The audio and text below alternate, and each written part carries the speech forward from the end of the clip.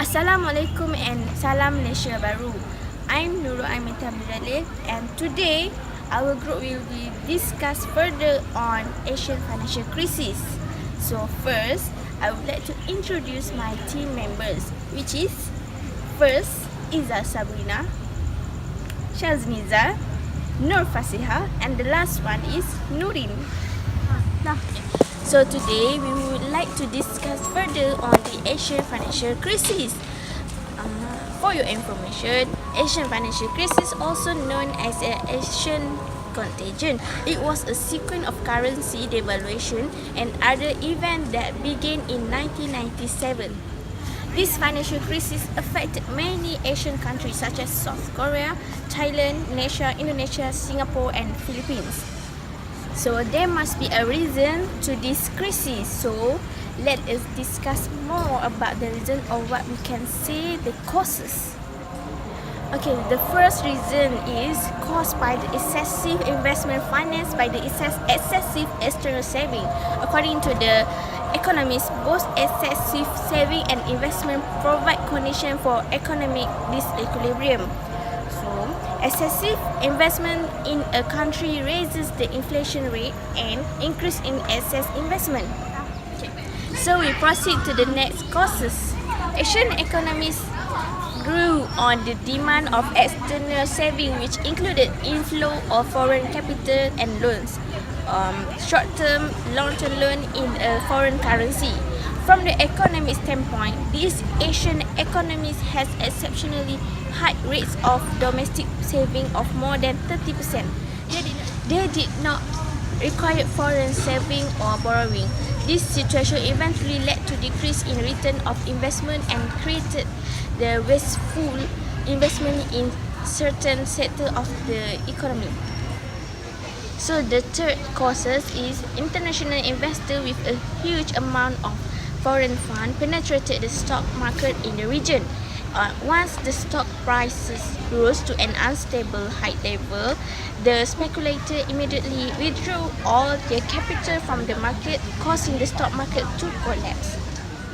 The collapse in the currency market made foreign investors panic, and inability of borrowers to repay the foreign loan made the banking sector highly vulnerable to disaster. So I will pass to my team members to discuss further on this topic. Okay.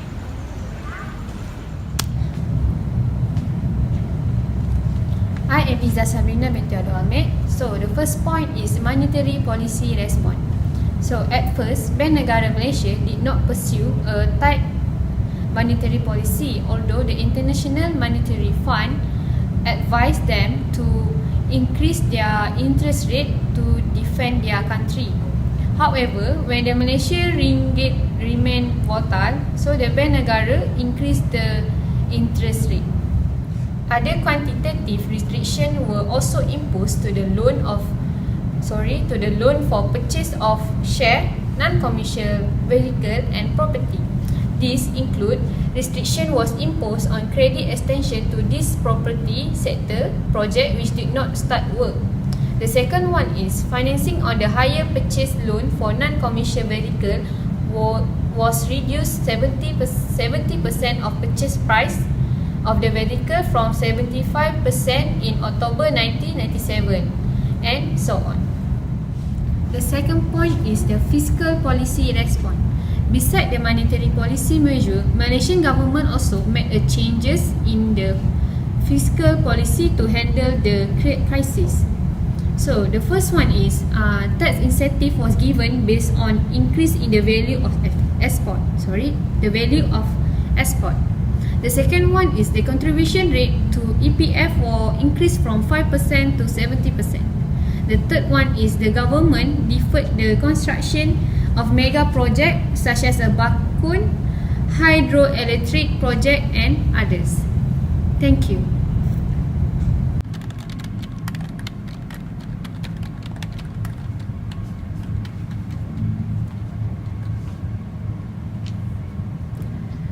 Hi, I am Fasihah binti Muhammad Fadwa Saimi, and I will continue with the next point of Malaysian response to ASEAN financial crisis. Okay, the next point is capital controls. To enable interest rate to be reduced aggressively without adverse consequence on the exchange rate, the Malaysian authorities established selective capital controls on 1st September 1998. The ringgit exchange rate was fixed at 3.8 to the US dollar.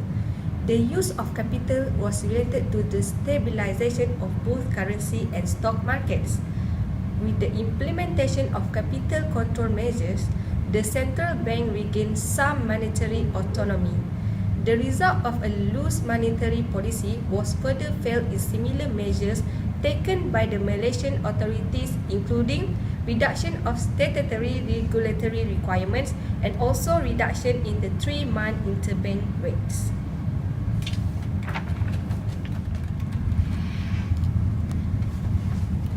The last point is Dana Harta, Dana Modal and Corporate Debt Restructuring Committee. The first one is the government implemented a financial structuring program in which Dana Harta, an asset management company, was formed to remove non-performing loans from the bank's balance sheets. Dana Modal is a special purpose company was formed to recapitalize the low equity banks.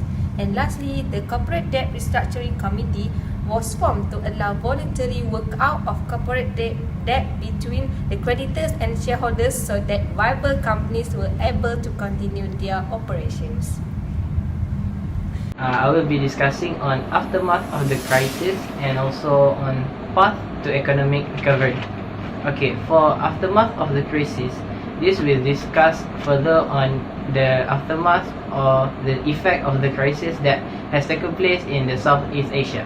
Okay, the first effect is that Southeast Asia countries experienced economic shock. The economic growth of the countries contracted within a short period. Example of the country that has experienced this aftermath is Thailand that has dropped 6% to 0% within a short period, and also Malaysia, Hong Kong that their GDP has decreased between 5% and 8%. The second effect is that depreciation of currencies and stock market fall. This is because the market had overreact over the currency and the shock itself. To overcome this, IMF offered the countries some sort of assistance to get out of the tight spot. The IMF will provide a significant sum of money to stabilize their economies. In addition to that, IMF also will intensify its consultation with the receiving governments to achieve the monetary goals.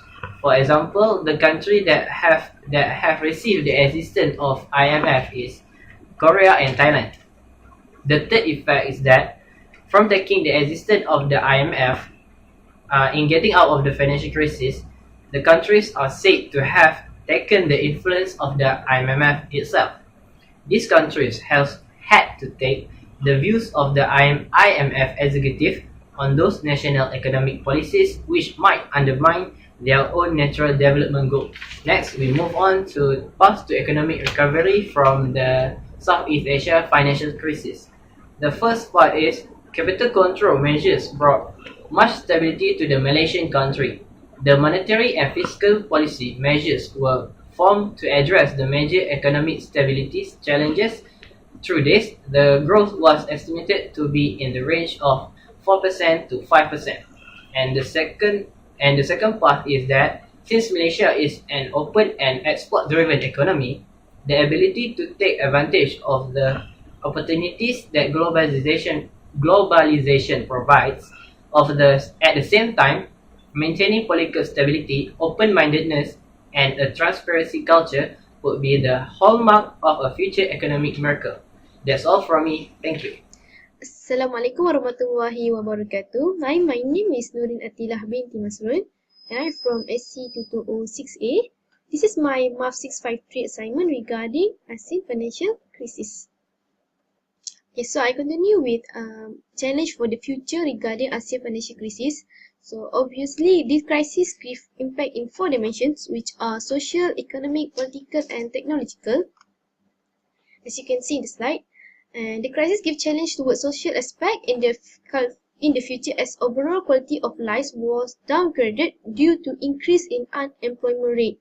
This is affect the social aspect. And how could this happen? It's because no one come to support their living. The government and as well as the household have no money to invest in the human development. As for economic aspect, the challenge exists as in order to recover the crisis, ASEAN countries become more open to foreign direct investment because ASEAN countries need foreign capital and technological. As you know that regarding the crisis, our country, the ASEAN country, have no money and the government has no money, so they need to gain more capital from the foreign, and in order to gain the capital from the foreign, they need to accept the condition for the foreign direct investment. And as for political challenge, due to the household income lead to social problem, then it has raised the awareness of the certain political body to support the human rights protection. And it then led the government to implement broader social protection policy.